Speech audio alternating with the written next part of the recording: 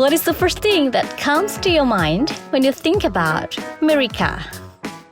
There are a lot of stories that you are probably missing when you think about America.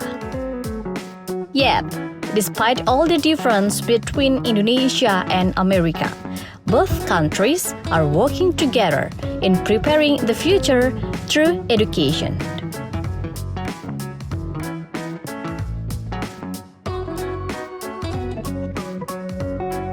Promoting educational and professional exchange is a top priority of the U.S. Embassy to advance the U.S.-Indonesia strategic partnerships and prepare young people for today's global workforce. Well, on this special episode, it is such an honor for me to discuss in regards with the education with the Assistant Secretary of the U.S. Department of State of Education and Culture Affairs, Lee Satterfield.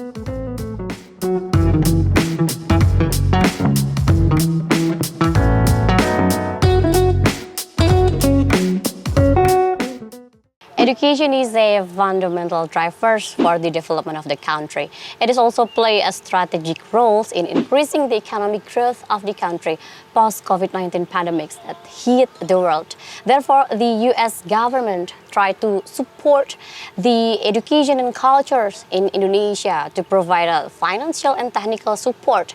So to know more in regard with this, I am now with the Assistant Secretary of State of Educational and Cultures Affairs, Lee Satterfield. Thank you for being with us today. It's such a privilege that I can discuss with you in regards with the education and cultures between two countries, U.S. and Indonesia.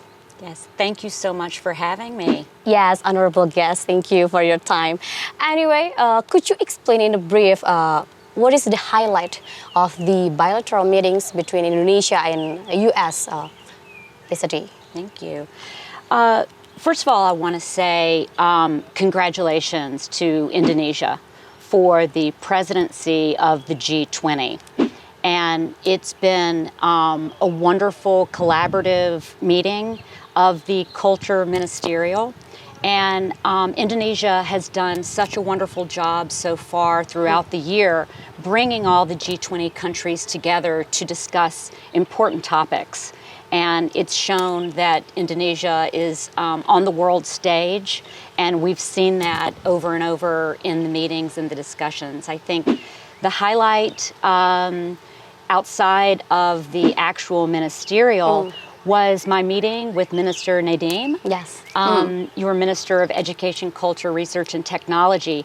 It was so clear that we have shared common values between our countries. And when we can create more opportunity to bring people together to build mutual understanding between people, there'll be shared prosperity, and we'll be able to tackle global challenges in this world together. So in culture and education, what that will be elaborate between U.S. and Indonesia?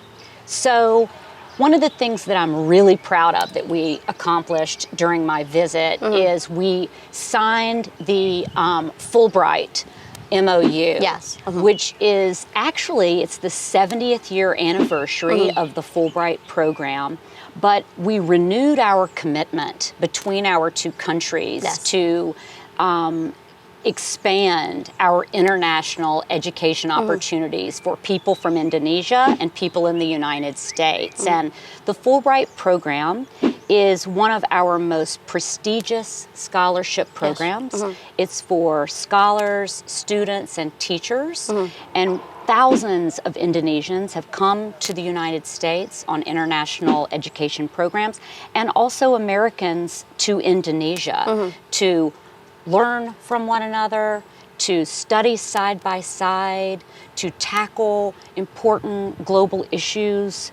And I think that the fact that we signed this memorandum of understanding during this visit highlights the strong commitment that the United States has. And I think President Biden has renewed our commitment to this region by showing over and over again that we value the culture, the people, and all that's beautiful about this country. And that's really the reason that I'm here. Okay, so in regards with this scholarship that will be funded by the U.S. government, is there any difference between the post-COVID-19 pandemics and the difference before, compared with before? Yeah, we've all experienced difficulties during the pandemic. Yes, it's been of course. such a hard time, and it's been student mobility has been decreased, as we all know. It's been harder to travel across borders, but that's getting better.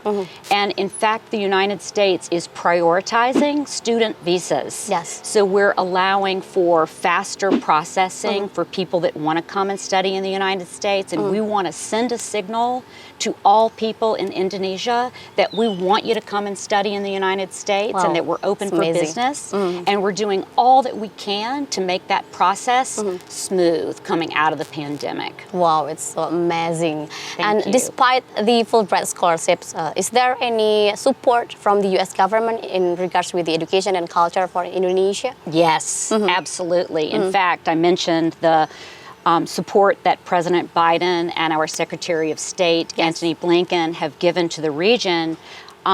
Recently, the President hosted a special ASEAN summit, and during that meeting, we doubled the number of young Southeast Asian leaders who are coming to the United States in 4 different critical areas. Oh my God, that's so Which nice. are entrepreneurship, so important, civic engagement, governing, and the environment. Okay, so- all critical areas of collaboration.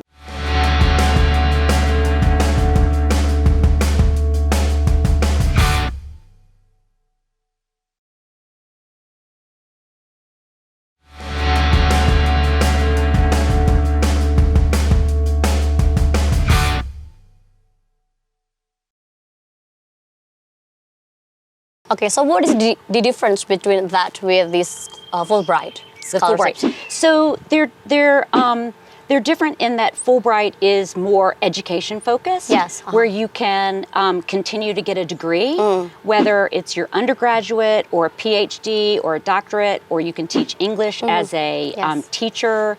That's Fulbright. And then we call it YSEALI Yes. program. That's more for young professionals to develop skills. And there are opportunities in that program too, regionally, to network among Okay. one another, to gain knowledge from each other, and to build relationships that'll make an impact to the future. So it will be also provide to Indonesia's professionals, youngs like that. Absolutely. Wow, Yes. it's so great. So- Absolutely. And in fact, the president doubled the number of Fulbright scholars. Yes. Also, and the for the Fulbright region also as doubled. well. Fulbright also doubled. For this year's, how many? I think it's 40 that'll be for the region this year, and those yes, are both the Fulbright are Americans that are coming to the United States, and also Indonesian and regional participants going to the U.S. I had the privilege of meeting with a number of Fulbright scholars Yes, who are getting ready to go to the United States a couple of days ago in Jakarta at our American space called At America, which was beautiful. Okay. And it's one of the most important American spaces that we have in the world.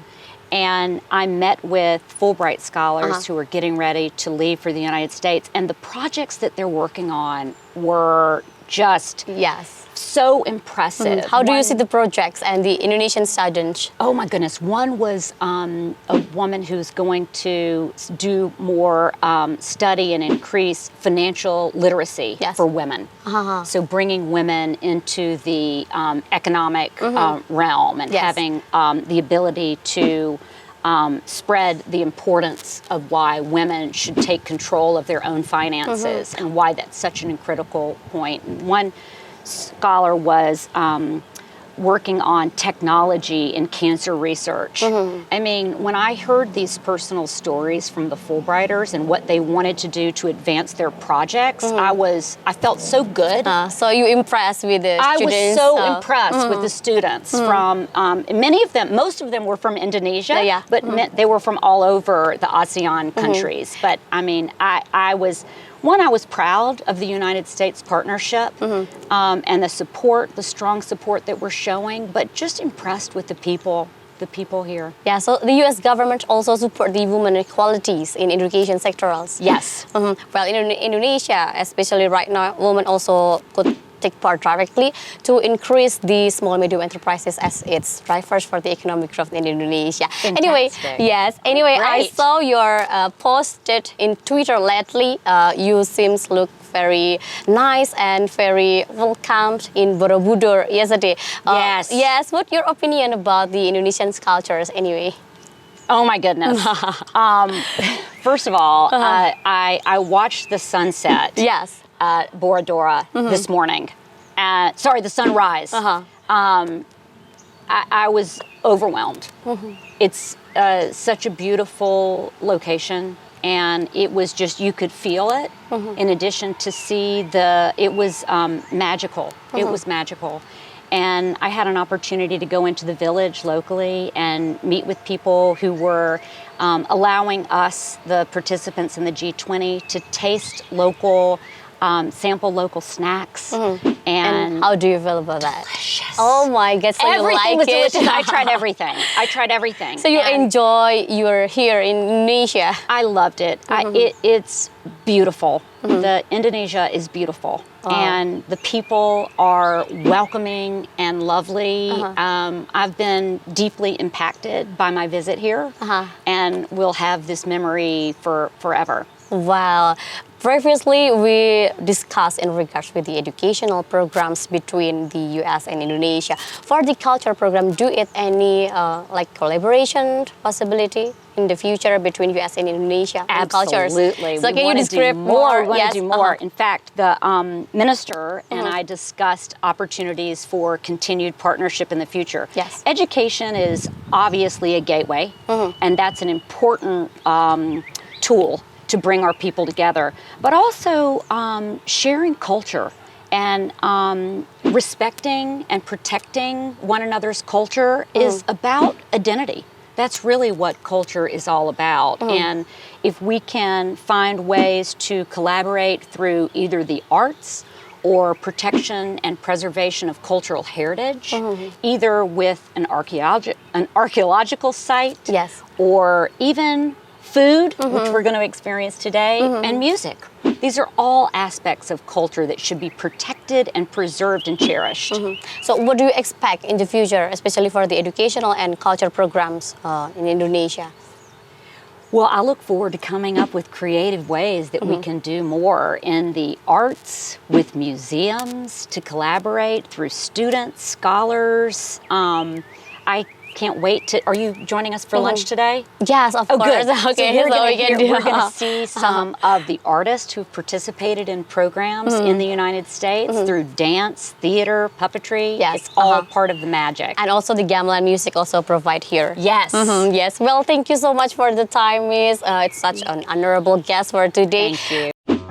On September 14th, Assistant Secretary of the U.S. Department of State of Education and Culture Affairs, Lee Satterfield, joined representatives of Indonesia's art and education community to support for Indonesian heritage preservation. Since its inception, the fund has supported more than 800 culture preservation projects in more than 200 countries. Since 2001, 9 projects in Indonesia have been funded, including manuscript preservation training for Surakarta and Yogyakarta Palace on 2001, restoration of agricultural glasses artwork at Bandung Institute of Technology on 2006, conservation of megalithic status in Central Sulawesi on 2010, and the restoration of a Chong A. Vai Mansion Heritage Building in Medan, North Sumatra on 2014.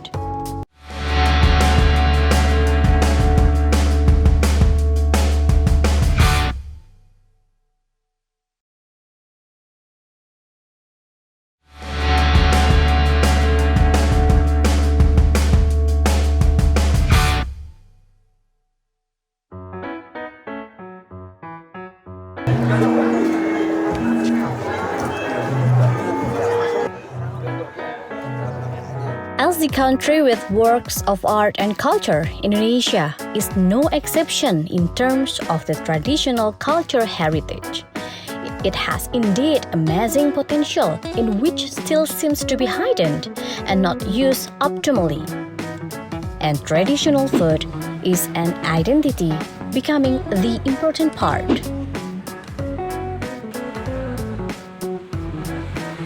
Indonesian cuisine often demonstrates complex flavor, acquired from certain ingredients and bumbu spices mixture. Indonesian dishes have rich flavor, most often described as savory, hot, and spicy, and also a combination of basic tastes such as sweet, salty, and bitter. Most Indonesian favor hot and spicy food. Indonesian hot and spicy chili sauce with the various optional ingredients. 7 main Indonesian cooking methods are frying, grilling, roasting, dry roasting, boiling, and steaming.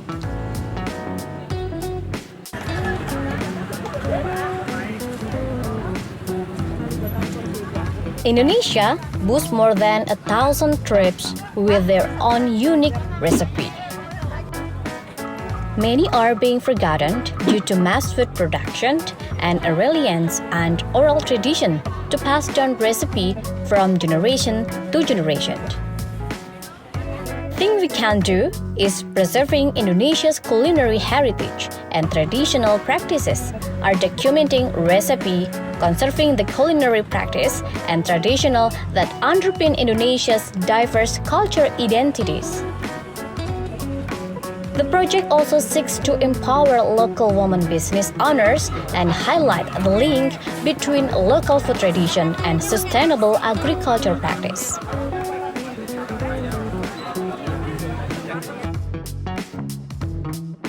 The Pusaka Rasa Nusantara team partners with ministers, local government, national and local media, local communities, influencer, and gastronomy enthusiasts.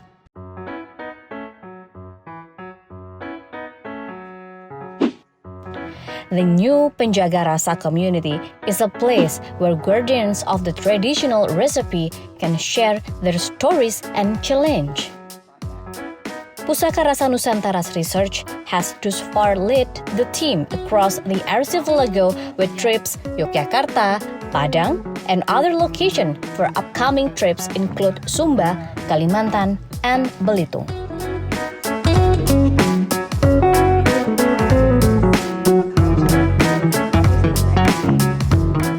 Okay, so basically the project called Pusaka Rasa Nusantara, and Pusaka means heritage and Rasa means taste, Nusantara means archipelago. So what we are trying to do is to preserve culinary tradition through recipe. So it's not just documenting about recipes, but the story and the culture story and the social issue and environment issue behind the recipe.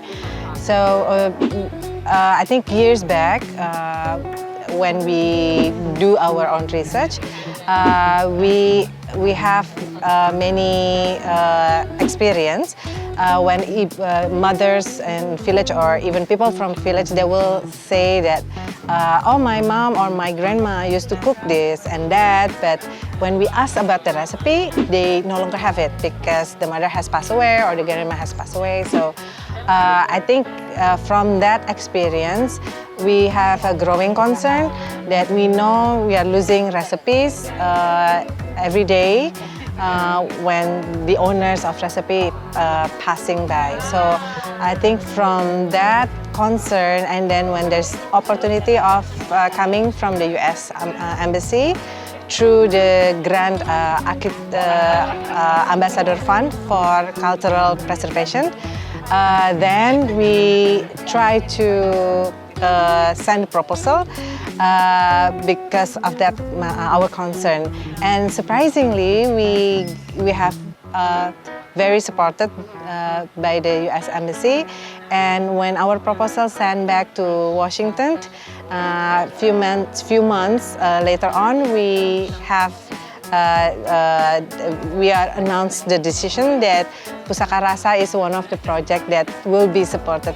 So basically what we already done in a few months back, we have a research trip because we believe there are recipes that are not documented, not even in Google, something that you cannot find in Google. So the only way to find this recipe is to go to places, to regions, to villages, and meet people and mothers, especially women, who usually still keep the recipe. And we usually cook together. And also what is interesting is during this experience, we always measure the cooking because you know ibu-ibu in Indonesia, they never measure the cooking. They usually use the thumb or salt as on taste. So what we do is we measure that. So later on we have collecting many recipes with exact measurement. So by this research, we hope that the young generation can still know or can still enjoy this recipe and understand why the recipe exists and what is the issue behind this recipe. So I think that is something important to do for the next generation. Okay. Is this curry pepper or Yes. fenugreek? Club it. Curry pepper or fenugreek? Oh no! Club it. Okay. I said that. Club it. Okay, both try. Fenugreek. Oh yeah. So it's a medication for flu. So during that time, during that time. Today, some popular dishes that originate in Indonesia are not common or popular to neighboring countries, Malaysia and Singapore, as well as soy-based dishes, as we can find in variation of tofu and tempeh. Today, we are celebrating foods that have filled a culture and people for generations.